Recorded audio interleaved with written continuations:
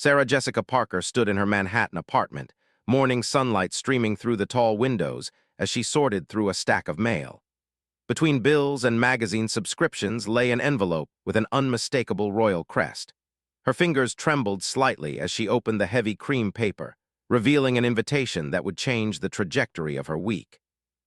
The invitation was for a cultural exchange reception at Clarence house, hosted by Queen Camilla herself.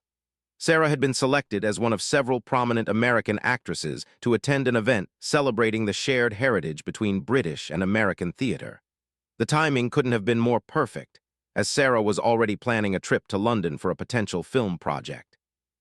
As she read the elegant script detailing the dress code and protocol, Sarah felt a mixture of excitement and nervousness wash over her. Having grown up in a middle-class Ohio family, the idea of meeting actual royalty felt surreal. She remembered watching Princess Diana's wedding as a young girl, never imagining she would one day step foot inside a royal residence. The invitation specified that the reception would focus on the evolution of women in entertainment, particularly how British and American actresses had influenced each other's careers across the Atlantic. Queen Camilla had personally requested that the guest list include women who had made significant contributions to both stage and screen, representing different generations of performers. Sarah immediately called her assistant to confirm her London schedule. The reception was set for the following Thursday evening, giving her just enough time to arrange proper attire and brush up on royal etiquette. She had always prided herself on being well prepared for professional events, but this felt entirely different from any red carpet or industry gathering she had attended. Her mind raced with questions about what to expect. Would there be formal presentations? Would she need to curtsy? What topics would be appropriate for conversation with the Queen Consort? Sarah had met many influential people throughout her career, from powerful directors to A-list actors, but royalty represented an entirely different level of protocol and tradition. The next few days passed in a whirlwind of preparation. Sarah consulted with a stylist who specialized in formal British occasions, settling on an elegant navy dress that struck the perfect balance between sophistication and respect for royal protocol. She spent hours researching Queen Camilla's charitable interests and recent public engagements, wanting to be prepared for meaningful conversation. Sarah also reached out to British colleagues who had attended royal events before, gathering insider knowledge about expectations and etiquette. She learned about the proper way to address the Queen Consort, the significance of waiting to be spoken to first, and the importance of following Camilla's lead in all interactions. These details, while seemingly small, felt crucial to making a positive impression.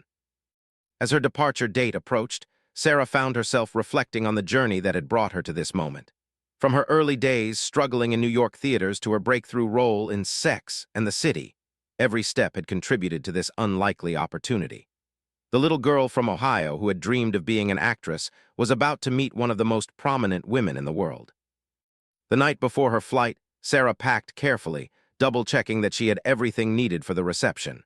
She included a small gift, a first-edition book about American theater history that she hoped might interest Queen Camilla. The gesture felt important, representing not just personal respect, but also the cultural bridge that the evening was meant to celebrate. Flying to London, Sarah gazed out at the Atlantic Ocean below, thinking about all the performers who had made this journey before her in pursuit of their artistic dreams. The connection between British and American entertainment ran deep, with countless actors, writers, and directors crossing back and forth to share their talents and perspectives. Upon landing at Heathrow, Sarah felt the familiar energy of London, a city where she had always felt creatively inspired. The combination of history and modernity, tradition and innovation, seemed to perfectly embody the spirit of the upcoming reception. As her taxi wound through the busy streets toward her hotel, she caught glimpses of historic landmarks that would soon provide the backdrop for one of the most memorable evenings of her life. The reality of what lay ahead began to sink in as Sarah settled into her London hotel room. Tomorrow evening, she would walk through the doors of Clarence house, shake hands with Queen Camilla, and participate in a celebration of the artistic connections that had shaped both their countries. The anticipation was almost overwhelming, but beneath the nervousness lay a deep sense of honor and gratitude for this extraordinary opportunity. The black car pulled through the gates of Clarence house as twilight settled over London.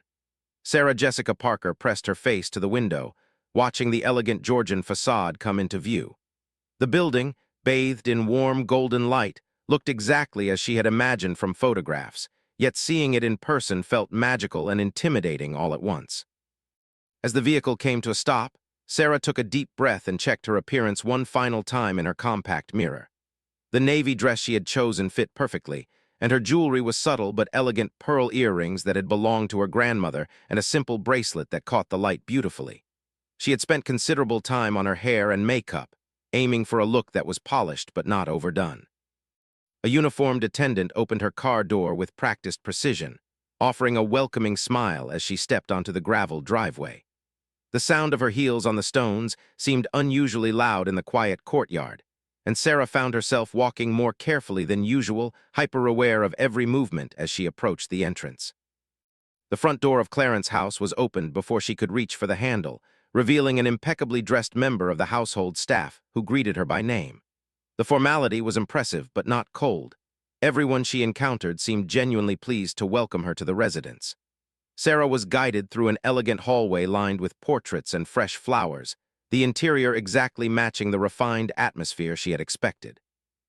Other guests were already arriving, and Sarah recognized several faces from British television and theater. Dame Helen Mirren was deep in conversation with a distinguished-looking gentleman near a magnificent fireplace, while Tandy Newton was admiring a particularly beautiful painting with what appeared to be an art curator. The room buzzed with sophisticated conversation, punctuated by the gentle clink of champagne glasses and occasional bursts of cultured laughter. A server approached with a silver tray of champagne, and Sarah accepted a glass gratefully, hoping it might calm her nerves. The champagne was exceptional crisp and perfectly chilled, and she sipped it slowly while observing the other guests and trying to get her bearings in the opulent surroundings. Crystal chandeliers cast dancing light across cream-colored walls adorned with historical paintings and elegant wallpaper. Sarah struck up a conversation with Emma Thompson, who was standing nearby examining a display of theatrical memorabilia. Emma's warm personality immediately put Sarah at ease, and they discussed their mutual love of live theater and the challenges of balancing stage and screen work. Emma shared amusing anecdotes about her early career, and Sarah found herself laughing genuinely for the first time since arriving. The conversation was interrupted by a subtle shift in the room's energy. Guests began moving toward the main reception area, and Sarah realized that Queen Camilla must be about to make her entrance. Following Emma's lead, she positioned herself where she could see the doorway while still maintaining appropriate distance from the front of the crowd. When Queen Camilla entered the room, Sarah was struck by her natural elegance and warm presence. The queen consort wore a stunning emerald green dress with a matching jacket, complemented by a beautiful brooch that caught the chandelier light. Her smile was genuine as she began greeting guests, and Sarah could see why she was known for putting people at ease during formal occasions. The queen moved through the crowd with practiced grace, spending a few moments with each guest group. Sarah watched as Camilla engaged in animated conversation with various attendees, clearly knowledgeable about their work and genuinely interested in their perspectives on the evening's theme. Her laugh was infectious, and the atmosphere in the room seemed to warm noticeably with her presence. As Queen Camilla worked her way around the room, Sarah felt her nervousness returning. She reviewed the proper protocol in her mind, wait to be approached, offer a slight curtsy, speak only when spoken to initially, and address her as Your Majesty at first and then, Ma'am. The rules seemed simple enough, but Sarah worried about making a mistake in the moment. Emma Thompson, perhaps sensing Sarah's renewed anxiety, leaned over and whispered reassuringly, "She's absolutely lovely. Just be yourself, and you'll do beautifully." The encouragement was exactly what Sarah needed to hear, and she felt her shoulders relax slightly as she prepared for what was about to be one of the most memorable conversations of her life. The room continued to fill with the gentle hum of sophisticated conversation as more guests arrived. Sarah noticed several other American actresses she recognized, including Meryl Streep, who had arrived fashionably late, but was quickly engulfed in warm greetings from the British contingent. The international nature of the gathering reinforced the evening's theme of cross-cultural artistic collaboration. As Queen Camilla's progression around the room brought her closer to where Sarah was standing, time seemed to slow down. Sarah found herself focusing on small details, the intricate pattern of the Persian rug beneath her feet, the way the crystal glasses caught and refracted the warm light, the subtle fragrance of the fresh flower arrangements positioned throughout the room. The moment was almost upon her. Queen Camilla was now just one small group away, finishing a conversation about recent West End productions with two prominent British directors. Sarah took another small sip of champagne and straightened her posture, ready to meet one of the most influential women in the world and represent her country's entertainment industry with dignity and grace. Queen Camilla approached with a warm smile that immediately put Sarah at ease. The private secretary made the formal introduction. "Your Majesty, may I present Miss Sarah Jessica Parker from New York?"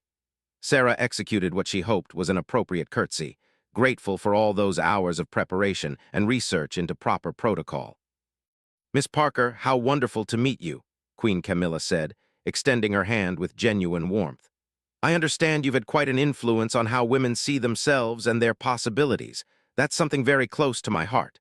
Her voice carried a melodious quality that Sarah hadn't expected from watching formal ceremonies on television. Sarah felt a surge of relief and excitement as she accepted the Queen's hand. "Your Majesty, the honor is entirely mine. Thank you so much for including me in this beautiful celebration of our shared artistic heritage." She was pleased that her voice sounded steady and confident, despite the butterflies still dancing in her stomach. "I must confess," Queen Camilla continued with a conspiratorial tone, "I was quite fascinated by your character, Carrie Bradshaw. The way she navigated independence and relationships resonated with women of all ages, including my own generation.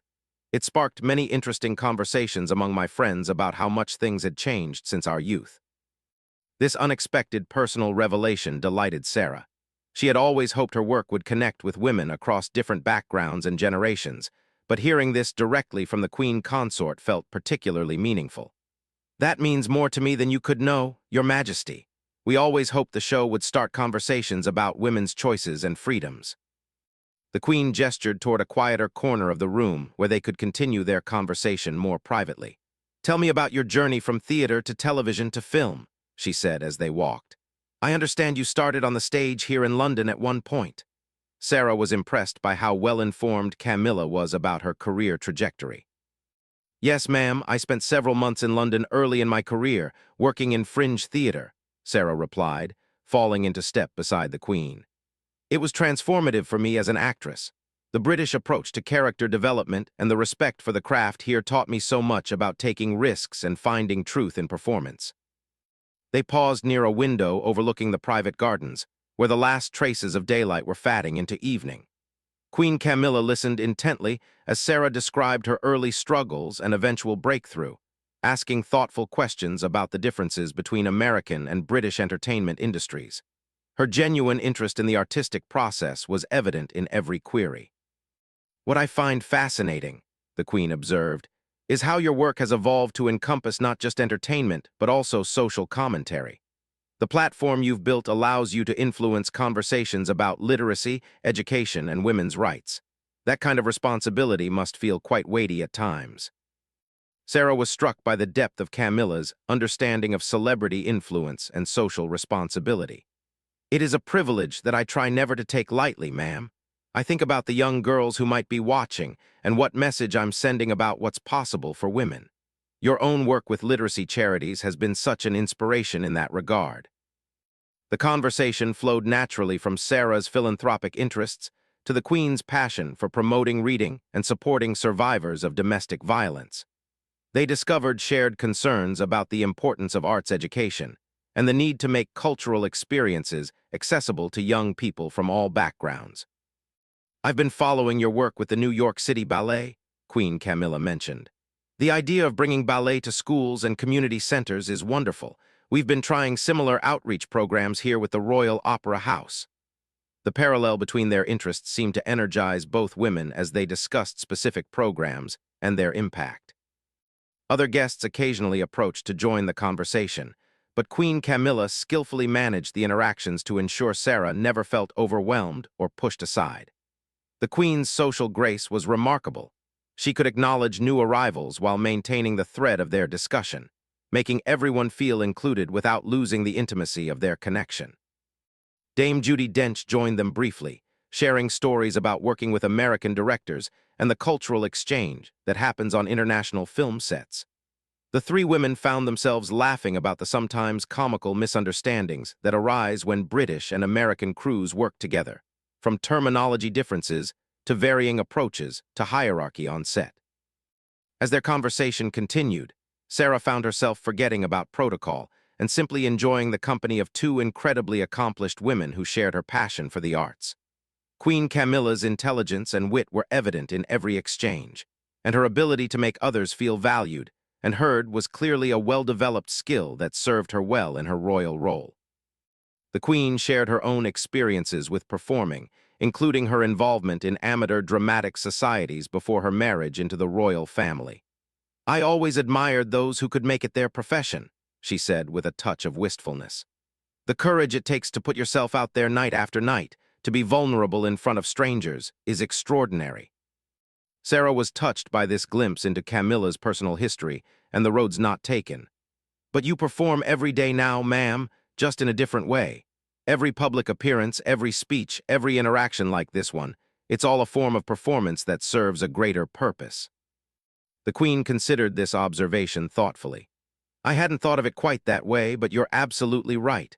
The skills are remarkably similar, reading the audience, adapting to unexpected moments, finding the authentic emotion within a structured framework. How perceptive of you." Their conversation was temporarily interrupted by the dinner announcement, but Queen Camilla made sure Sarah was seated at her table, continuing their discussion over the beautifully prepared meal. The evening was exceeding every expectation Sarah had held about meeting royalty, revealing layers of intelligence, humor, and humanity that she would carry with her long after returning home. The dining room at Clarence's house was a masterpiece of understated elegance. Sarah found herself seated at the Queen's table, positioned between a renowned British playwright and a distinguished American theater director. The table setting was exquisite fine china bearing the royal cipher, crystal glasses that caught the candlelight like prisms, and silver cutlery that gleamed against the pristine white tablecloth. As the first course was served, a delicate salmon terrine with cucumber ribbons, Queen Camilla continued her earlier conversation with Sarah while gracefully including the other guests. The Queen had a remarkable ability to weave individual discussions into broader conversations that engaged everyone at the table without anyone feeling excluded or ignored. "Miss Parker was just telling me about her early theater experiences in London," the Queen said to the playwright seated nearby. "I think you two might have some mutual acquaintances from those fringe theater days." This simple introduction sparked a fascinating discussion about the evolution of London's alternative theater scene and how many prominent actors had gotten their start in tiny venues above pubs. Sarah discovered that the playwright, whose work she had admired for years, remembered the small theater where she had performed decades earlier. "That little space in Camden," he exclaimed. "So many careers launched from that cramped room. The passion and energy were incredible, even if the accommodations were rather primitive." The shared connection created an instant bond and opened up stories about the sacrifices and joys of pursuing art. The conversation naturally evolved to discuss the differences between American and British approaches to developing new talent. Queen Camilla listened intently as the theater professionals shared their perspectives on training methods, funding structures, and the role of tradition versus innovation in their respective countries' artistic landscapes. "What strikes me," the Queen observed while savoring her soup course, "is how both our countries benefit from this exchange of talent and ideas. So many of our finest actors work regularly in both London and New York, bringing fresh perspectives back and forth across the Atlantic." Her insight prompted nods of agreement around the table. Sarah shared her own experiences working in both countries, describing how British directors had challenged her to dig deeper into character motivation, while American collaborators had encouraged her to trust her instincts more boldly. "Each experience makes you a more complete artist," she reflected. "The British emphasis on technique combined with American spontaneity creates something neither approach could achieve alone." The main course arrived with ceremonial precision, roasted lamb with seasonal vegetables, beautifully presented and accompanied by a wine that the Queen's sommelier had selected specifically to complement the evening's international theme. The conversation continued to flow as naturally as the wine, covering topics from the globalization of entertainment to the responsibility artists bear in representing their cultures abroad.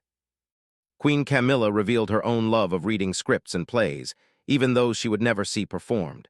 There's something magical about experiencing a story through the playwright's words before it's interpreted by directors and actors, she mused.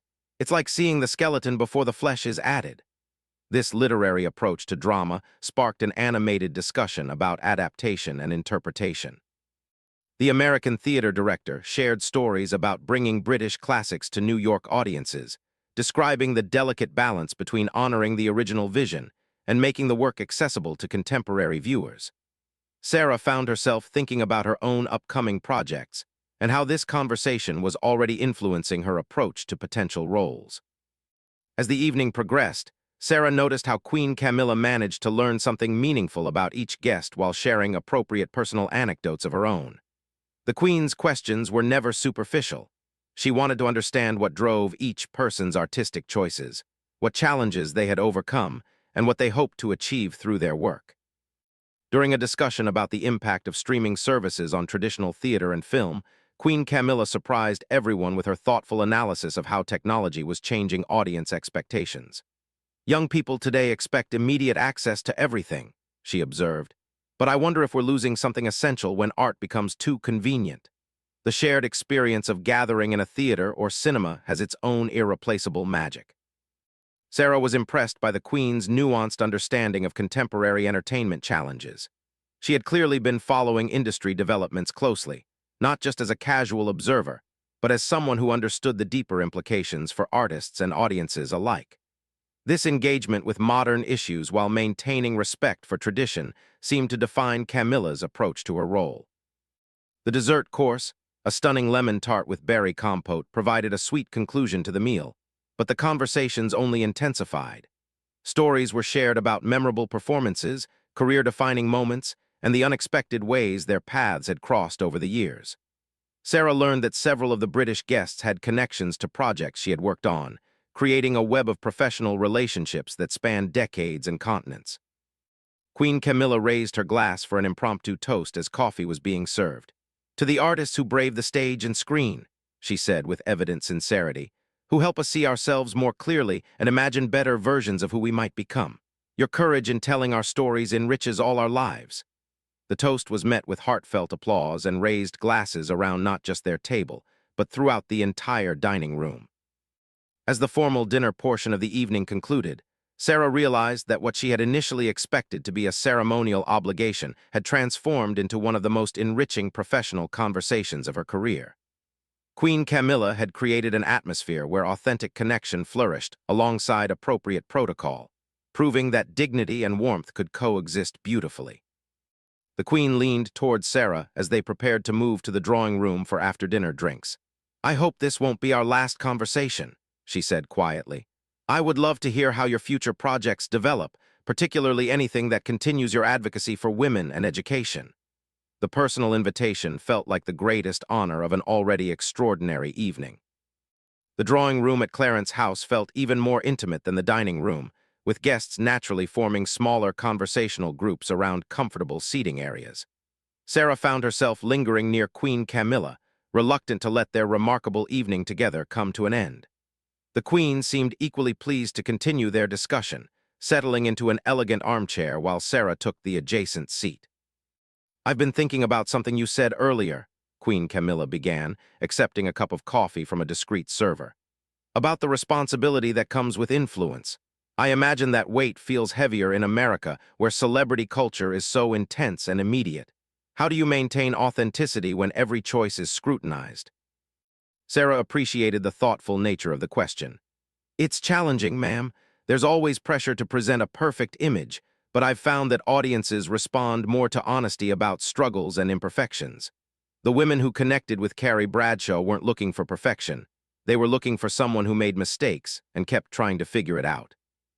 Their conversation was joined by Dame Helen Mirren, who had been observing their interaction with evident pleasure.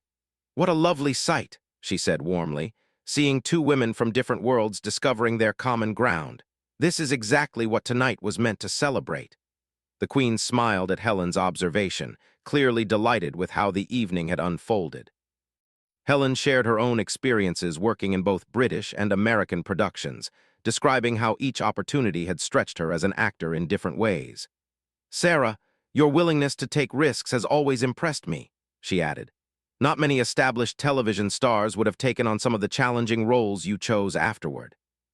Queen Camilla asked about Sarah's decision-making process when selecting projects, particularly those that addressed social issues. Sarah explained how she had learned to trust her instincts about stories that needed telling, even when they might not be commercially obvious choices. Sometimes the projects that scare you a little are the ones most worth doing, she reflected. The Queen nodded thoughtfully. That's remarkably similar to my approach to taking on new charitable causes. The ones that feel slightly overwhelming are often where you can make the most meaningful impact. This parallel between their different but equally public roles created another layer of connection between them. As other guests began to gradually take their leave, Sarah realized the evening was drawing to a close. She had been so engrossed in conversation that she had barely noticed the passage of time. The formal reception had somehow transformed into something that felt more like an intimate gathering of friends who happened to share a passion for the arts. Queen Camilla walked with Sarah toward the entrance hall, their conversation continuing even as they said goodbye to departing guests. "I hope you'll consider this the beginning of an ongoing dialogue rather than a single meeting," the Queen said. "I would love to hear about your future projects, particularly anything involving education or empowering young women." Sarah was touched by the genuine interest and felt bold enough to extend her own invitation. "If you're ever in New York, ma'am, I would be honored to show you some of the community programs we're working on. Seeing them in action might give you ideas for similar initiatives here." The Queen's face lit up at the suggestion, clearly already thinking about potential applications. They paused in the elegant entrance hall where Sarah had first arrived hours earlier, though it felt like days had passed given the richness of their interactions. The portraits lining the walls seemed to be witnessing this moment of connection between two women from vastly different backgrounds who had discovered unexpected common ground. "Thank you for making this evening so much more meaningful than I had dared to hope," Sarah said sincerely. "Your warmth and intelligence have given me so much to think about, both professionally and personally. I feel incredibly fortunate to have had this time with you." Queen Camilla clasped Sarah's hands warmly as they prepared to part ways. "The pleasure has been entirely mine, my dear. You've reminded me tonight why the arts matter so much. They create bridges between people and help us understand our shared humanity.